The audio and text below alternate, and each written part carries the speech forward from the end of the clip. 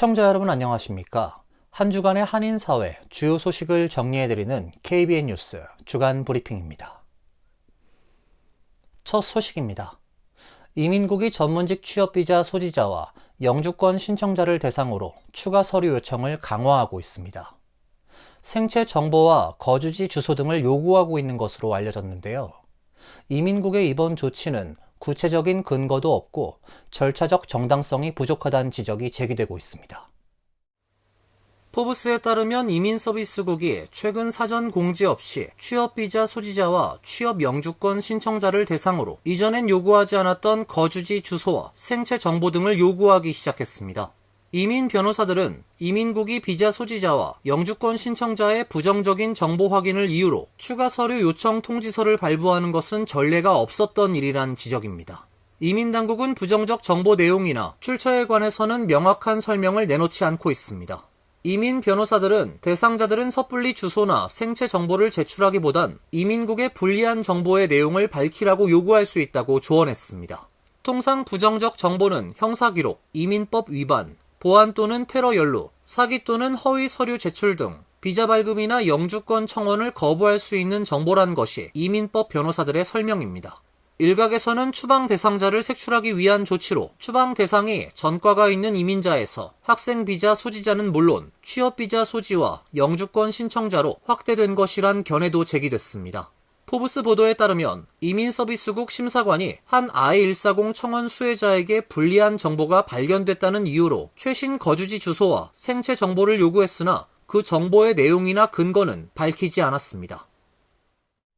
미국에서 태어났거나 이민 후 시민권을 취득한 시민권자들도 추방 통보를 받거나 국경에서 이민당국에 의해 체포되는 사례들이 속출하고 있습니다. 이민자 사회의 우려가 갈수록 커지고 있습니다.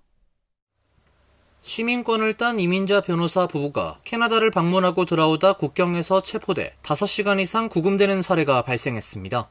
보스턴 글로브에 따르면 매사추세츠주에 거주하는 변호사 바시르 아탈라와 그의 아내 제시카 파크리가 지난 13일 몬트리올에서 귀국하던 중 CBP에 의해 수갑이 채워진 채 구금되는 사건이 발생했습니다.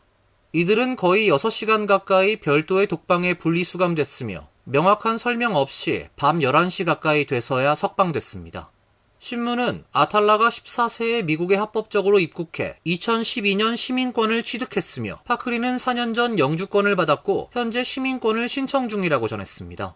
또 다른 시민권자는 국토안보부로부터 미국을 떠나라는 통보를 받았습니다. 샌디에고 카운티에서 태어난 시민권자 알도 마르티네스 고메즈스가 이민 당국으로부터 즉시 미국을 떠나란 이메일을 받았다고 KTLA가 보도했습니다. 이민자들에게 법률적 도움을 제공하는 비영리단체에서 일하고 있다고 밝힌 고메즈스는 이민법원에서 사람들을 변호할 때 항상 IC 요원들이 근처에 있다며 내가 구금되거나 집으로 IC 요원이 찾아올지도 모르겠다고 말했습니다.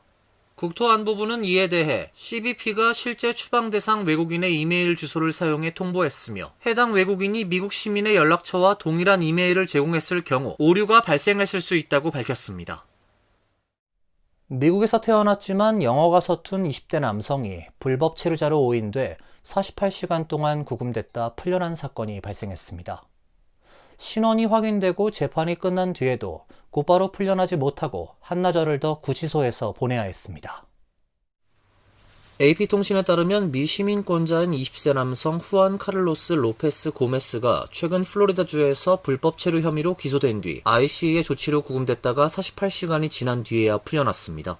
체포 진술서에 따르면 조지아주 남부 카이로에 거주하는 로페스 고메스는 지난 16일 집에서 차로 약 45분 거리인 플로리다주 텔라헤시의 건설 현장에서 일하기 위해 동료 2명과 함께 차를 타고 이동하다 경찰의 과속 단속에 걸렸습니다.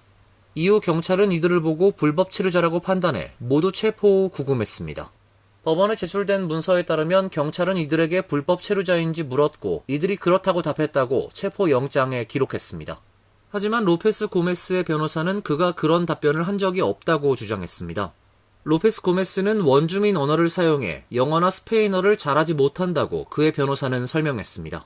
결국 그는 플로리다주에 불법으로 들어온 혐의로 기소됐고 전날 오전 열린 재판에서 그의 어머니가 그의 출생증명서와 사회보장 카드를 제시해 신분이 확인되면서 불법 체류 혐의를 벗을 수 있었습니다. 하지만 그는 IC가 불법 이민자 단속 추방을 위해 취할 수 있는 48시간 구금 조치에 따라 재판이 끝난 뒤에도 곧바로 풀려나지 못하고 한나절을 더 구치소에서 보내야 했습니다.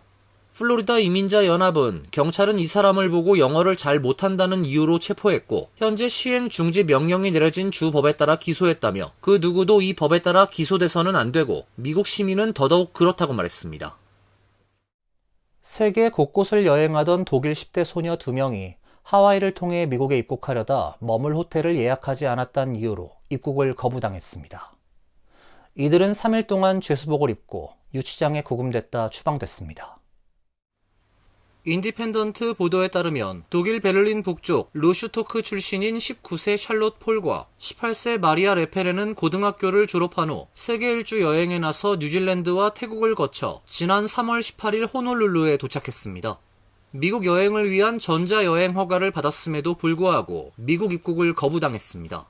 폴과 레페레는 호놀룰루 국제공항에서 몇 시간 동안 신문을 받았으며 신체 스캔과 알몸 검색까지 받았지만 결국 CBP로부터 입국 거부와 추방을 통보받았습니다. 하와이 언론 비트 오브 하와이는 CBP 직원들은 2명의 독일 10대 여성이 하와이에 5주간에 체류하려면서도 숙소를 예약하지 않았다는 것을 알고 불법 취업 의도를 의심하게 됐다고 보도했습니다. 이 여성들은 수갑을 차고 녹색 죄수복을 입은 채 심각한 범죄로 기소된 다른 수감자들 옆에 있는 유치장에 수감돼 곰팡이가 핀 매트리스에서 밤을 보냈다고 주장했습니다. 3월 19일 수갑을 찬 채 호놀룰루 국제공항으로 돌아온 이들은 일본 도쿄로 보내달라고 요청했고 체포된 지 3일 후 도쿄와 카타르, 프랑크푸르트를 거쳐 루슈토크로 돌아갔습니다. 독일 외무부는 이들 10대 여성 2명의 사건에 영사 지원을 제공했다면서 이스타 승인이 미국 입장을 보장하는 것은 아니며 입국 승인은 도착 시점에 국경 관리들에 의해 결정된다고 말했습니다. 이처럼 미국에 입국하려다 추방되는 사례가 빈번해지고 있는 가운데 주한 미국 대사관이 미국 비자를 신청하거나 전자여행허가 신청서를 작성할 때는 정직이 최선이라며 신청서 작성 및 인터뷰 시 사실대로 답변해달라고 당부했습니다. 서울주재 주한 미 대사관은 X에 경미한 범죄라도 법 위반 이력은 비자 거절이나 심지어 미국 입국 영구 금지로 이어질 수 있다며 영사들은 과거 위반 사항이나 체포 기록을 포함한 범죄 전력을 확인할 것이라고 밝혔습니다. 정직함이 항상 비자 거절을 의미하진 않지만 허위 정보 제공으로 인해 미국 입국이 금지될 수 있다고 덧붙였습니다. 주한 미 대사관은 지난 14일에도 X를 통해 미국 내 체류기간을 준수해달라고 공지했습니다. 대사관은 이날 미국에서 허가된 체류기간을 한 번이라도 초과하면 미국 여행이 영구적으로 금지될 수 있다며 과거의 비자 면제 프로그램 자격 조건을 충족했더라도 체류기간을 준수하지 않으면 향후 비자 발급이 어려워질 수 있다고 강조했습니다. 규정 준수는 본인의 책임이라고 말했습니다. 앞서 국무부는 지난 11일 미국 비자 심사는 비자 발급 후에도 중단되지 않으며 우린 비자 소지자가 모든 미국 법과 이민 규정을 준수하는지 계속 확인하고 있다면서 그렇지 않을 경우 비자를 취소하고 추방하겠다고 경고한 바 있습니다. 뉴욕시에서 저소득층 현금 지원이 까다로워집니다. 이달 말부턴 현금 지원을 받기 위해선 일하고 있다는 것을 보여주거나 구직 활동을 하고 있다는 것을 증명해야만 합니다. 지역 매체 고다미스트에 따르면 뉴욕시는 오는 28일부터 현금 지원을 받는 저소득층에 대한 요구 조건을 강화할 예정입니다. 현금 지원을 받으려면 수혜자는 일하고 있음을 증명하는 서류, 뉴욕시 직업훈련 프로그램 등록서, 정신적 또는 신체적 장애 증명서 등 3가지 중 하나를 제출해야 합니다. 서류를 제대로 제출하지 못하면 현금 지원 수혜 자격이 박탈될 수 있습니다. 뉴욕시는 지난 1997년부터 현금 지원 시 근로 요건을 포함하는 정책을 시행하고 있었지만 2020년 3월 팬데믹 때 이 조건을 폐지했습니다.